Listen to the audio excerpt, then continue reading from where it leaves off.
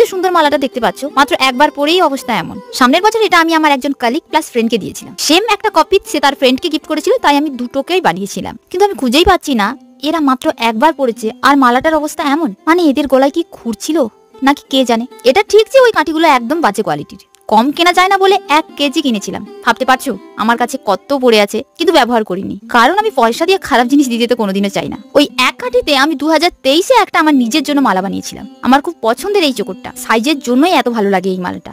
আমি যে কতবার পড়েছি তার হিসেবও নেই। পিসি বাড়ির বোনও পড়েছে, কিন্তু এখনো পর্যন্ত ওদের মতো এমন অবস্থা হয়নি। এটা ঠিক ওরা ওই দিন সারাদিন মালাটা পরেছিল, কিন্তু আমিও কিন্তু আমার ওই মালাটা পরে গিয়েছিলাম। মানে আমিও সারাদিন পরেছিলাম আমার মালাটা। যাই হোক, এটা আমার কাছে রহস্য থেকে গেল। আমি এমন ফ্রেন্ড প্রায় 1 বছর পর ভাবতে পারবো ওই মালাটার বদলে এটা বানিয়েছি। আর এই কাঠিগুলোর মালা 70 থেকে 80-তে বিক্রি হয়। এটা আর অত সহজে নষ্ট হবে না, তাই প্রথমে ছোট বিড়াল ও পরে বড় বিড়াল দুজনেই পরে নিলাম। তোমাদেরকে আমার লেগেছে জানিও। দেখা হচ্ছে কালকে।